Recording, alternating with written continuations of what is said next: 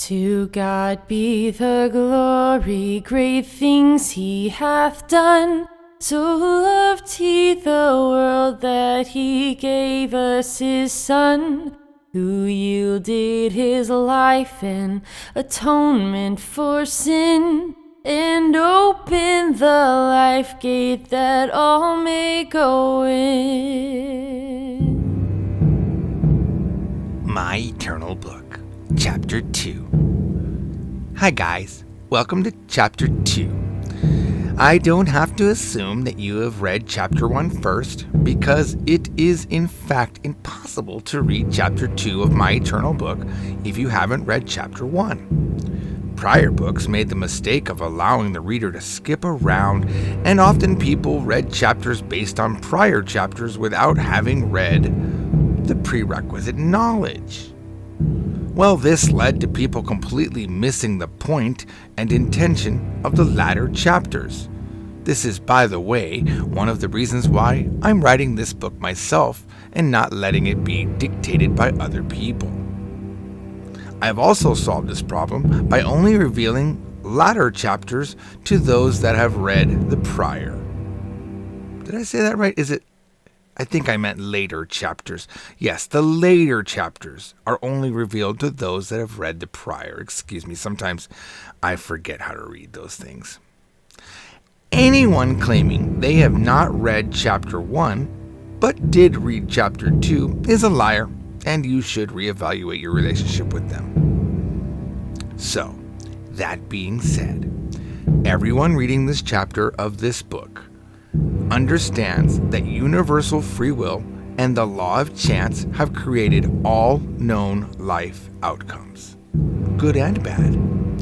And further, you do understand there is no right and wrong. In fact, this means things can only be different from each other, and the labeling the labeling of something as right or wrong is merely a subjective personal truth. You could argue that if a majority of your societal group believes something to be evil or wrong, then certainly it must be so. But there are many societies, even in Earth's short history, that conflict on what they define as evil.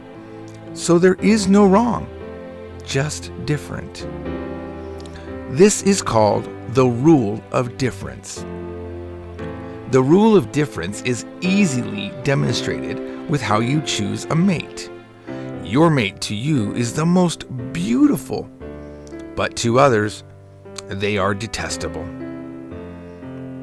Another person's personal truth does not make your personal truth wrong. The rule of difference is applied across the entire spectrum of human behavior. It, however, does not apply to the multitudes of natural laws and rules. If one of your personal truths is that fire isn't hot, you will still get burned. The concept that your personal truth can't change a fact is called the law of fact. Now, let's talk about the one question that many have asked, and seriously, this fills my inbox. What is the meaning of life? The answer is 42. I'm sorry. As the one and only God, I find this answer to be the funniest answer in the universe. I have considered adding this to the law of facts, but unfortunately, even I can't change any fact. So, sorry. The meaning of life is simply to live. That is, just don't die. Eat when you need to, sleep when tired, and enjoy the time allotted to you by the law of chance. Remember, the law of chance means death can be at any time, or that even your remaining time could be filled with suffering. The law of free will means that it's possible you also kill yourself or someone else does it for you. Neither of these would be wrong. Death by any means is simply a law of fact. So your goal should be to live, and if you do... hang on, let me see how I wrote this sentence. So your goal should be to live, and I have an of here. It should be an if. I'm sorry, I was typing a little bit fast when I wrote this. Of course, to you it will sound perfect in the end. Let me start here. So your goal should be to live, and if you do, you are fulfilling the entire meaning of life. I have also put something inside all of you. Not one by one, of course. I mean, I have added instructions to the system of reproduction that should be inside of all of you. This is the law of chase and avoid. No human alive functions without this law. It is how human society has built skyscrapers and how individually you can each accomplish so much in such relatively short lives. The law has two parts. 1. We chase what feels good. And by we, I mean you. Yes, you were created in my image, so I guess we can say we. No matter what the action is, if you desire to do it, you did it because it felt good. Some people, through the law of chance, chase the feeling they get when killing other people. And some chase the good feeling they get when doing acts of kindness. The chasing of good feelings can also mean an entire life is devoted to something destructive to an individual's well-being.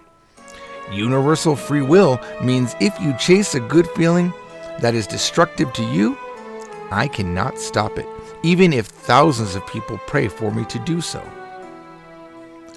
Only the free will of other people can intervene to stop you.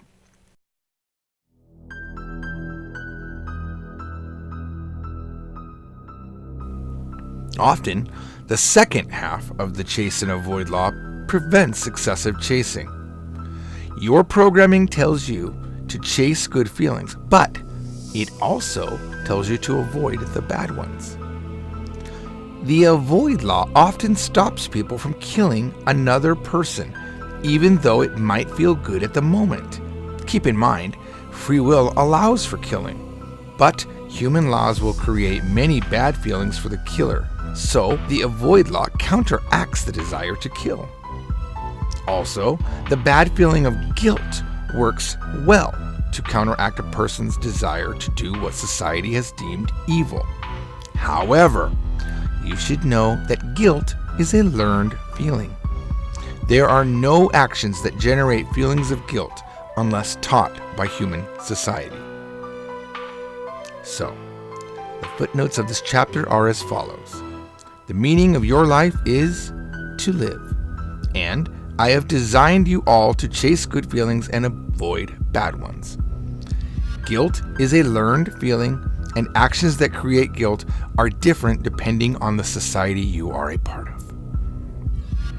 One final law before the end of the chapter is the law of outliers. This is not a real law, as the law of chance includes this law. The law of outliers means that there will always be someone that seems to prove a personal truth or a fact wrong. A person who puts his hand in fire is burned. But the law of outliers means there will be a person who is not burned. However, a fact cannot be changed, and everyone will be burned when attempting to copy the action of the outlier. Only the law of chance allowed the person to escape unburned. This, of course, is merely advice from me, since the law of free will means you can choose whoever you want to be your role model, whether they be good or bad. Often what appears to be an impressive act, however, is merely the result of chance. Well, that wraps up this chapter. In the next chapter, we will discuss how prayer works and what happens after death. For those of you on the Believer Plus plan, you can also watch my behind-the-scenes video of how I created the heavens and the earth. Again, I'm just kidding. I didn't even own a video camera back then. I'll see you in the next chapter. Jesus Christ is risen today, alleluia, our triumphant holy day, alleluia.